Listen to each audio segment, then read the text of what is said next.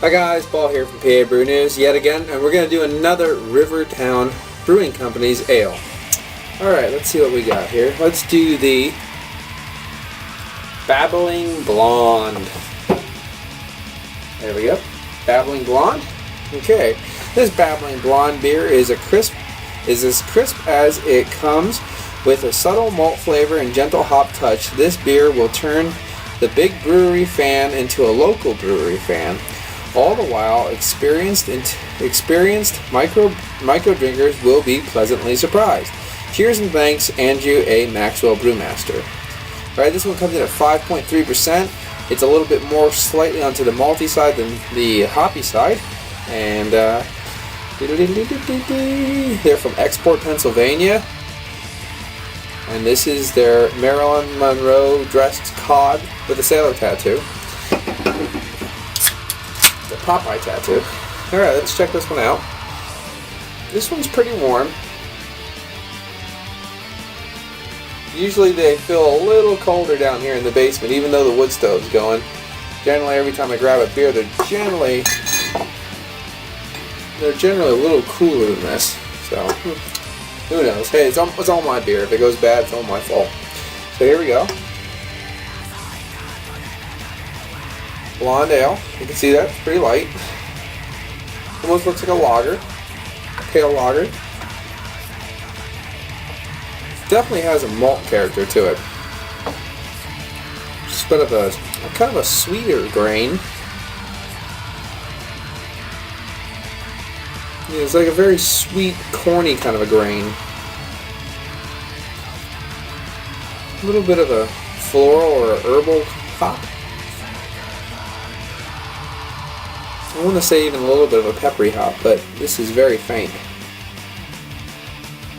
They're more dominated by that kind of a sweet grain. So let's get into it. Cheers.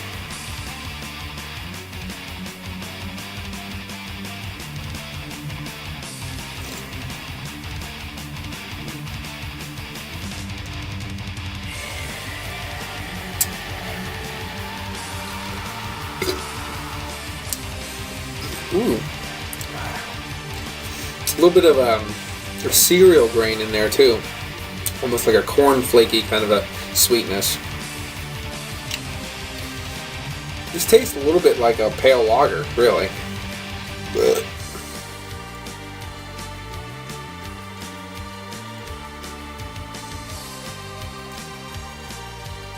Really mild, really just leaves you with a slight cereal grain finish to the back of it. This is definitely aimed to the mass market drinker. This is aimed for someone that wants something a little tastier than Budweiser. Yeah, this is way better than a Busch or a Budweiser, but it's still by no means anything more than just a pale lager in the overall flavor banks.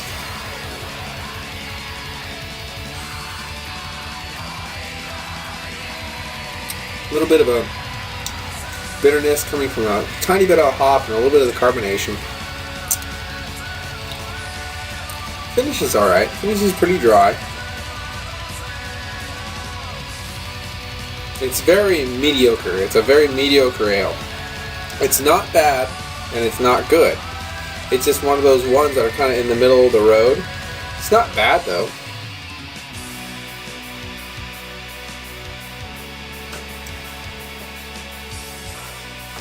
This would be good if you're like if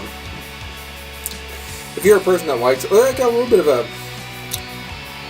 sweet fruit out of there. I got almost a little bit of a zest of grape going on, or I don't know, grape, orange. A little bit of a sweet pith of citrus too. This would be really good if you're a very middle of the road man. If you drink a macro pale ale now and again, or a craft pale ale, but generally you stick with your macro lagers. I think you'd enjoy this one because it kind of hits both of those marks. It's a little bit more full-bodied, a little bit more flavorful than a macro, but it's still leaning way towards that area.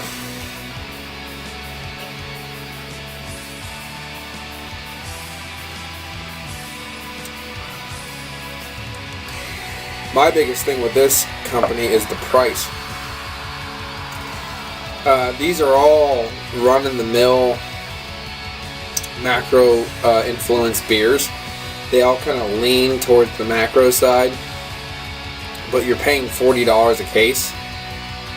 So don't buy this. If you're going to enjoy a macro beer, pay macro price for it. If you expect some nice craft ale, this isn't it. I mean, they're just really lacking on every little aspect of what they're doing. They're making craft beer for macro drinkers wrong. They're making macro beer for craft beer price wrong. You know what I mean? It just doesn't make any sense. It really doesn't. So they should really, Rivertowne Brewing should really try to make good beer. Make better beer. Take a little bit more time, because these beers all have a great foundation point. They're really great foundation points. But you need to build on them. They're not enough for craft beer, and they're especially not enough for the price. Absolutely not. So I'm still going to give this one a 5. It's definitely not bad, and it's definitely not good, but it's definitely not, it's not offending me. I think people that like lagers would love this. I think people that want to have a lager now and again but like craft beer would like this. But I would tell them never buy a case of it because it's too damn much money. But this has been Paul from PA Brew News. Cheers.